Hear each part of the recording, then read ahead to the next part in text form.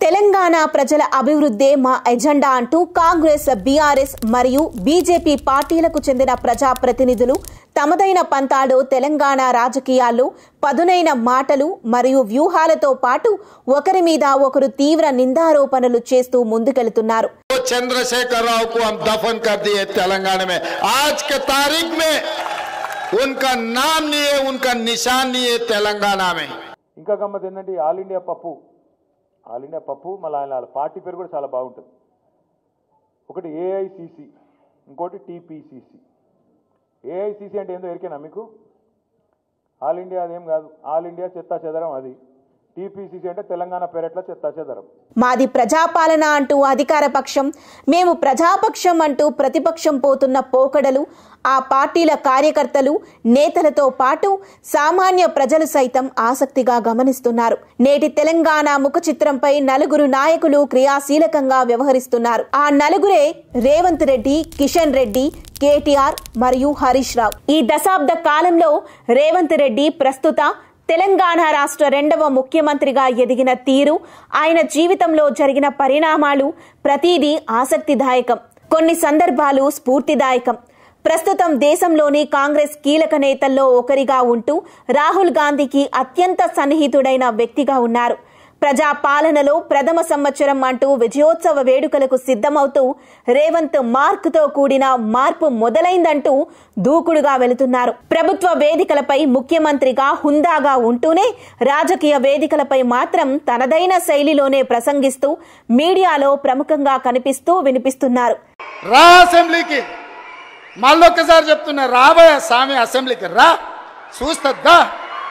చూస్తుందా ఎవడో ఇస్తే రాలే కుర్చీలకు, తొక్కుకుంటూ వచ్చిన కుర్చీలో నిన్ను తొక్కుకుంటూ వచ్చిన గుర్తు పెట్టుకో, రా అసెంబ్లీకి, మాట్లాడదాం, తేలుద్దాం, సిద్ధంగా ఉన్నా తారీఖు పెట్టు, సమయం పెట్టు, వచ్చి చెప్తా బిడ్డ నీ సంగతి. కొన్ని సందర్భాల్లో కేసీఆర్, కేటీఆర్ తదితరుల వంటి వారిపై ఆయన వాడిన భాష కూడా చర్చనీయాంశమవుతుంది. ఉచిత బస్సు ప్రయాణం, 500కే gas cylinder, Gruhajyothi zero bill, Aarogyasri పరిధి 10 లక్షలు, ఇందిరమ్మ ఇండ్లు తదితర పథకాలతో పేద ప్రజలకు రేవంత్ అండగా ఉన్నారు. ఉపాధ్యాయుల ప్రమోషన్లు, బదిలీలపై ఆయన చూపిన చొరవ ప్రత్యేకం. గత బీఆర్ఎస్ ప్రభుత్వం ఇచ్చిన నోటిఫికేషన్లకు సంబంధించిన ఉద్యోగాల భర్తీతో పాటు డిఎస్సి, గ్రూప్ పరీక్షల నిర్వహణ మరియు పోస్టుల భర్తీ వంటి అంశాల్లో చాలా కీలకంగా, క్రియాశీలకంగా వ్యవహరిస్తున్నారు. ఒక్క మాటలో చెప్పాలంటే రేవంత్ వన్ మ్యాన్ షో చూపిస్తున్నారని విశ్లేషకులు భావిస్తున్నారు.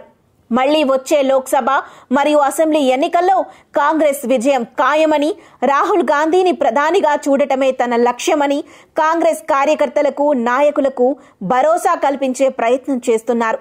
హైడ్రా కూల్చివేతలు, మూసీ మరియు లగచర్ల ఘటనల విషయంలో వచ్చిన ప్రశంసలతో పాటు విమర్శలు రెండింటికి ధీటుగానే స్పందిస్తున్నారు. సమగ్ర కుటుంబ సర్వేతో బీసీల రాజ్యాధికారంతో నడుస్తున్న రాజకీయంలో వ్యూహాత్మకంగా ఆచితూచి అడుగులు వేస్తున్నారు.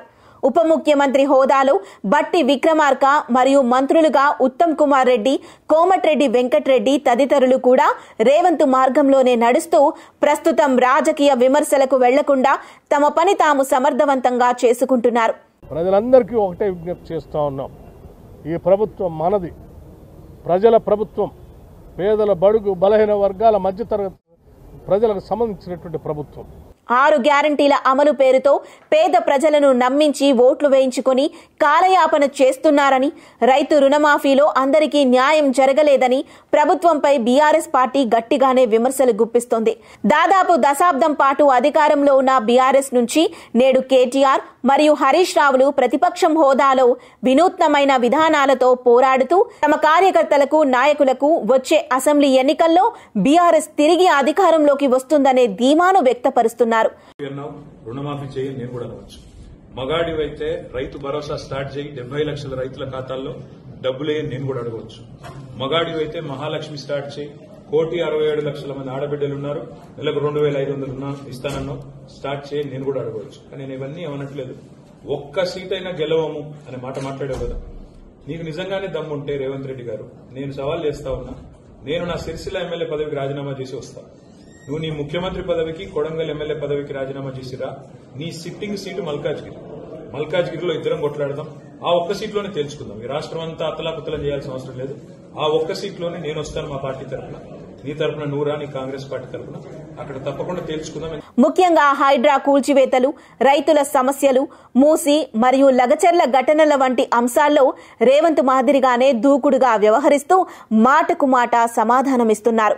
రేవంత్ చర్యలకు హరీష్ తనదైన సున్నితమైన శైలిలో స్పందిస్తుండగా, మూసి సుందరీకరణకు అడ్డం వస్తేనేట నన్ను కేటీఆర్ గారిని బుల్డోజర్ కింద చేసి చంపేస్తారట, మమ్మల్ని బుల్డోజర్ కింద చేసి తొక్కేస్తా అని మాట్లాడుతుంది. మిస్టర్ రేవంత్ రెడ్డి, చావడానికైనా సిద్ధపడటం తప్ప తెలంగాణ ప్రజలకు అన్యాయం అయితే చూస్తూ ఊరుకోము. ఈ మధ్య కేటీఆర్ మాత్రం తగ్గేదేలే అనే విధంగా ముందుకెళ్తున్నారు. ఇక కొన్ని సందర్భాల్లో సోషల్ మీడియాలో రేవంత్ వర్సెస్ బీఆర్ఎస్ మధ్య పోస్టులు, కామెంట్స్ హద్దులు మీరుతున్నాయని రాజకీయ విశ్లేషకులు అభిప్రాయపడుతున్నారు. ఇక భవిష్యత్తులో కేటీఆర్ మరియు హరీష్ రావులు ఎలాంటి వ్యూహాలతో ప్రజా సమస్యలపై పోరాడుతారో, కార్యకర్తలకు అండదండగా ఉంటారో, రాజకీయ చదరంగంలో ఏ పాత్ర పోషిస్తారో కాలమే నిర్ణయించాలి. అధికారంలో ఉన్న కాంగ్రెస్ మరియు ప్రతిపక్షంలో ఉన్న బీఆర్ఎస్ దొందే అంటూ తెలంగాణలో భవిష్యత్తు అధికారం మాదే అంటూ భాజపా కూడా ధీటుగానే రాజకీయ పావులు కదుపుతోంది. కేంద్ర మంత్రి మరియు ప్రస్తుత భాజపా రాష్ట్ర అధ్యక్షుడు కిషన్ రెడ్డి తనదైన పంతాలో మోదీ చరిష్మాతో తమ కార్యకర్తలకు మరియు నాయకులకు భరోసా కల్పిస్తున్నారు.